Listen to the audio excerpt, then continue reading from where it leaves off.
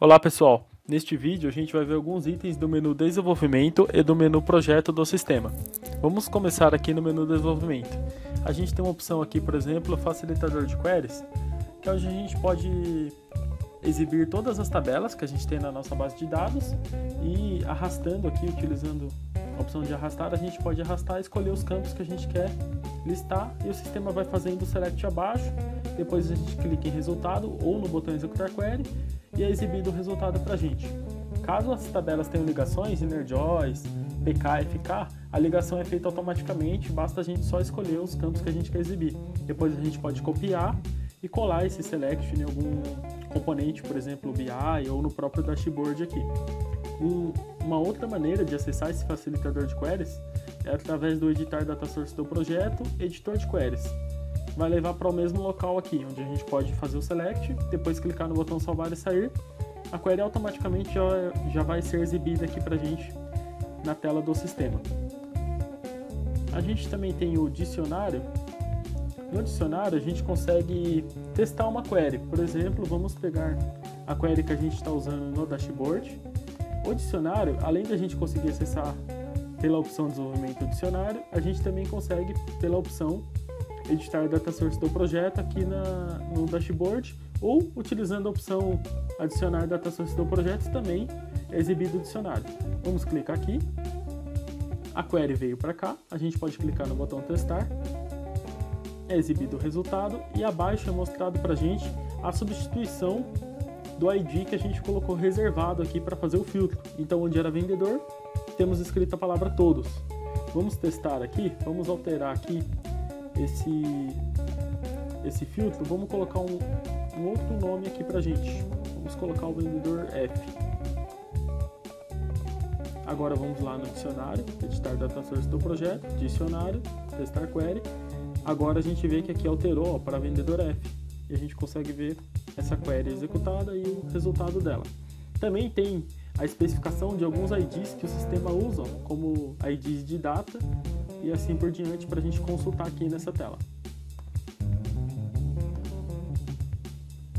A gente tem alguns outros itens aqui, por exemplo, publicar web. Esse item é para quando a gente concluir o projeto desktop e a gente for sincronizar com a versão web. Esse item a gente vai ver num vídeo sobre a versão web do sistema. Novidades da versão, quando a gente clica nesse item é aberto um PDF com as novidades. Abertura de chamado, base de conhecimento, é levado a esse link, mybi.ledesk.com, onde a gente pode abrir chamados e também ver algumas novidades que a gente lança do sistema e também a base de conhecimento, que tem alguns itens específicos que a gente posta aqui. Nesse painel, vamos clicar aqui no botão sair. Para enviar um chamado, tem que clicar no botão entrar, é pedido o usuário e senha, caso não tenha ainda, clicar no botão criar uma conta, colocar o usuário, que tem que ser um e-mail válido, e o nome da pessoa. Após clicar no botão criar uma conta, será enviado um link, clicar no link enviado e definir uma senha. Depois disso, só clicar aqui, acessar, e nessa página aqui a gente pode clicar agora em meus chamados, vai ser listado todos os chamados e no botão enviar chamado.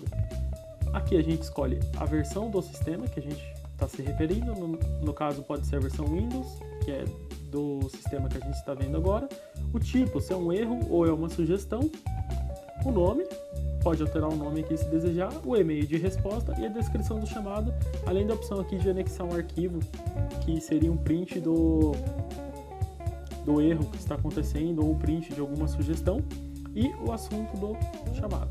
Clicando no botão enviar, a gente vai receber esse ticket, vamos analisar, vamos resolver e vai ser notificado, vai ficar aparecendo aqui em meus chamados o ticket como respondido e qual a solução a ser levada em consideração. A gente tem aqui a análise de performance, vamos clicar aqui em detalhado. Na verdade, essa análise de performance ela precisa que seja criada uma pasta primeiro, que é uma pasta chamada temp. Então vamos criar aqui, ó, dentro dessa pasta Intranet Sistemas BI, vamos criar uma pasta chamada temp, que é uma pasta temporária. Agora sim, se a gente clicar aqui em análise de performance, a gente vai ver que vai exibir para a gente certinho. Ó, Aqui o sistema lista quantos segundos foi levado para carregar o sistema, os filtros, as queries. Então aqui ó, tem ótimo, ótimo, muito ruim, porque ele levou 742 segundos aqui em algum teste que a gente estava fazendo. E cada componente é listado aqui o tempo que foi levado para carregar o sistema.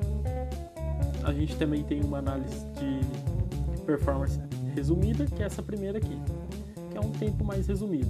Nesse aqui ele já deu o tempo atual agora de carregamento do sistema, que foi um total de 8 segundos.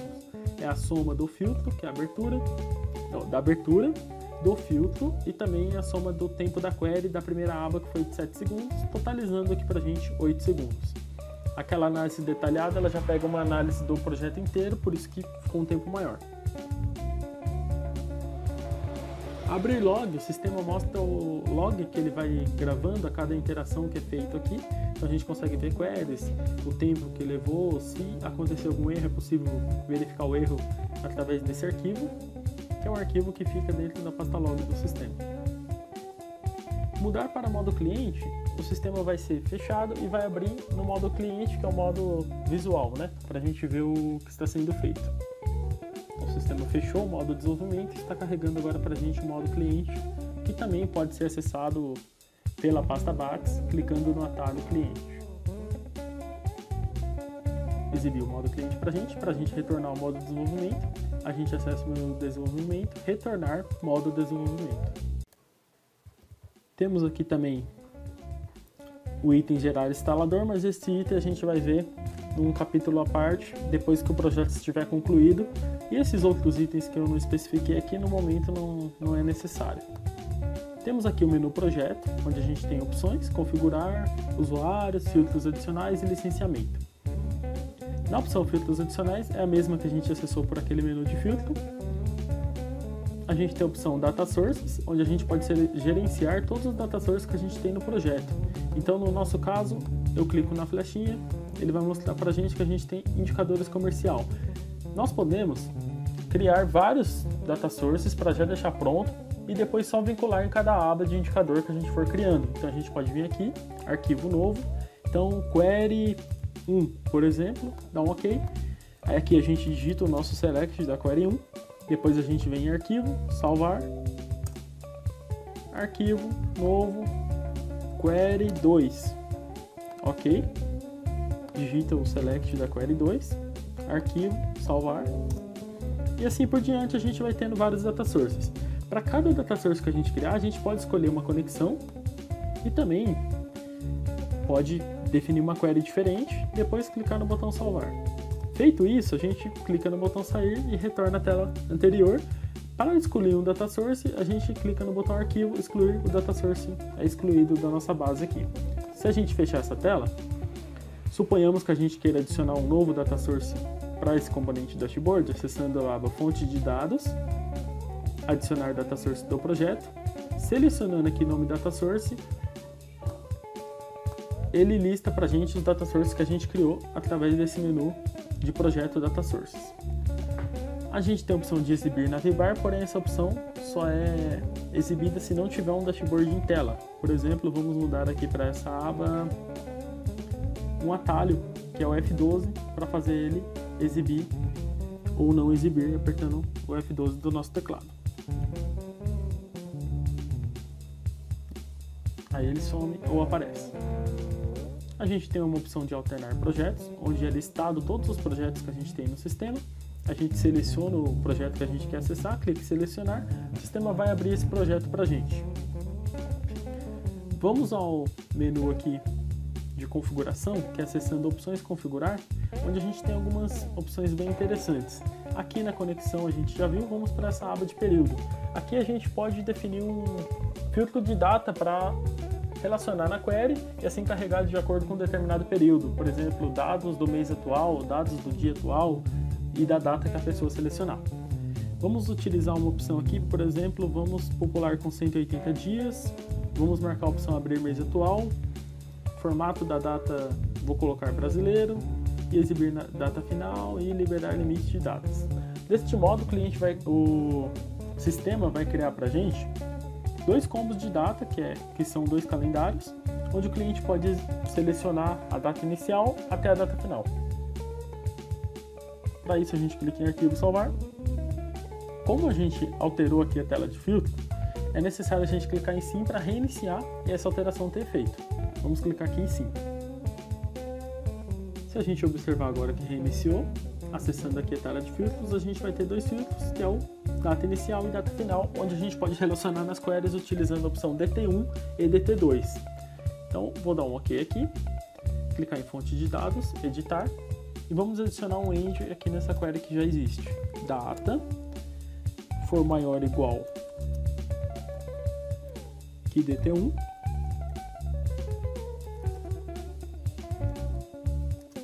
end data menor ou igual que DT2. Também poderia ter sido utilizado aqui um between sem problema algum. Vamos só colocar aqui entre parênteses para respeitar a sintaxe. Vamos clicar no botão arquivo, salvar e sair. Aqui não exibiu mais dados porque provavelmente não tem dados para esse período. Vou selecionar aqui um período anterior, bem anterior, para ter certeza que vai ter dados. Agora já exibiu para a gente. Voltando aqui ao menu de configuração de período, a gente marcou a opção abrir com mês atual. Então, quando a gente abriu o sistema, foi exibido do dia 1 até o dia 7/6. A gente também marcou a opção mostrar data final, então ele exibiu 2 calendários para a gente, e a opção liberar limite de datas permite que a gente informe uma data maior do que 180 dias. No caso, como eu informei o ano 2000, que é muito inferior a 180 dias, só foi possível por essa opção estar marcada. Se ela não tiver marcada, a pessoa só pode informar no máximo 180 dias. A gente tem uma outra aba aqui de aparência, onde a gente pode definir o logotipo do sistema. Esse primeiro item é o logotipo inicial de abertura do sistema, onde a gente pode marcar ocupar todo o splash, selecionar uma imagem que vai ser a imagem de abertura. Essa outra opção que a gente tem aqui, logo página interna, a gente pode selecionar também. Deu para ver que já alterou aqui do lado.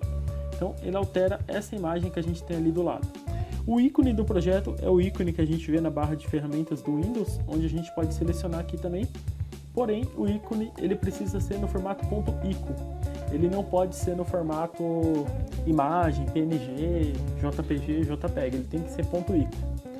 Também é possível alterar as imagens dos menus, imagem sair, ajuda, exportar tela e assim por diante. Para isso a gente clica aqui, por exemplo, o menu sair, ele tem essa imagem, a gente clica em alterar imagem, escolhe uma imagem, tem que ser um .ico, todas as imagens de menu devem ser .ico, a gente alterou aqui, deu para ver que já mudou ali para a gente a imagem do menu sair.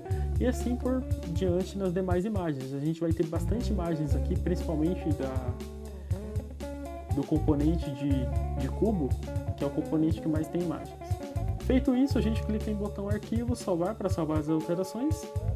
Nesse caso não é necessário reiniciar o projeto agora. A gente tem uma aba aqui no menu de diversos, onde a gente tem algumas opções também. Vamos marcar essa opção aqui, solicitar login. A partir desse momento o sistema vai pedir login e senha para a gente acessar. Temos algumas outras opções que são interessantes, por exemplo, não mostrar menu projeto, não mostrar menu filtro, não mostrar botão atualização, não mostrar menu ajuda, não permitir exportação, não enviar alerta em modo desenvolvimento, não mostrar botão OK. Todos esses itens, conforme a gente for marcando, no modo cliente, o sistema não vai exibir. Por exemplo, talvez é necessário a gente não exibir o botão ajuda no modo cliente, ou a gente não tem interesse de exibir esse botão aqui, atualizar no modo cliente. Então a gente marca essa opção, salva, no modo cliente o sistema não vai exibir esse botão. Também tem como a gente limitar o sistema para não permitir exportação. Se a gente marcar essa opção não permitir exportação, o sistema não vai deixar a pessoa exportar os itens no modo cliente dos gráficos, dos indicadores e assim por diante. Aqui a gente tem uma opção de altura, que é a altura da tela. Por default, ele pega a resolução que tem no nosso próprio computador. Porém, se a gente quiser uma altura maior, para ele criar uma barra de rolagem, a gente poder ter mais indicadores, a gente pode criar também. Então, vamos fazer um teste aqui e colocar 1200. Vou clicar no botão, salvar. Nesse caso agora a gente vai ter que reiniciar, porque a gente alterou as configurações do projeto. Vamos clicar em sim. Agora o sistema pediu um usuário e senha. Deu uma mensagem que a gente não possui aba autorizada. A gente vai fazer essa autorização agora. Então a gente vem aqui em projeto, opções, usuários. Vamos selecionar o usuário ALJ e vamos clicar aqui, autorizar todas as abas. E botão salvar, arquivo, salvar ou Ctrl S para salvar as alterações. Nesse mesmo menu, é possível a gente criar mais usuários. Vamos criar um novo usuário. Arquivo novo, usuário, teste, por exemplo. Vamos colocar uma senha teste para ele também. Vamos marcar as abas que esse usuário tem acesso. Então, com o Ctrl do teclado, a gente vai marcar quais as abas que o usuário tem acesso. No meu caso, eu marquei aqui a aba comercial, financeiro e comercial 2. A aba compras e comercial 3 não deve aparecer para ele. A gente também tem uma opção de marcar se esse usuário é administrador ou não. Então, se for um usuário que vai acessar no modo cliente, ou seja, o nosso cliente final, a gente não marca essa opção. Porém, se for um usuário que vai acessar o modo desenvolvimento, a gente marca a opção de usuário administrador. Feito isso, a gente clica em arquivo, salvar, podemos fechar essa tela. Vamos voltar aqui no menu, depois a gente vê o resultado dos usuários que a gente acabou de criar. Continuando aqui, a gente tem uma aba de e-mail, SMS e alerta, onde a gente pode preencher os dados de e-mail para o sistema enviar alertas de e-mail para a gente. Depois de preencher os dados, igual eu acabei de fazer aqui, onde a gente preenche o e-mail de origem, a porta, o servidor de e-mail, o login e a senha. Lembrando que o login e a senha, o login é o próprio e-mail de origem e a senha é a senha do e-mail. A gente não grava esses dados, ele fica no arquivo criptografado. A gente seleciona aqui usuários para alerta e SMS, preenche o nome de um usuário para a gente utilizar como teste. Vamos selecionar ele aqui e vamos clicar no botão testar e-mail. Aqui apareceu para a gente a mensagem de teste realizado com sucesso. No meu caso aqui não está marcado usar sem autenticação nem modo SSL. Pode ser que em algum caso tenha que marcar essas opções, então é só marcar as opções e clicar no botão testar e-mail. Vamos ver o funcionamento do e-mail em outros itens. Aqui é só a configuração dele mesmo. Aqui a gente tem uma aba de agendar e-mails, onde a gente pode criar um script. Vamos clicar aqui no botão novo script, vamos colocar alerta comercial.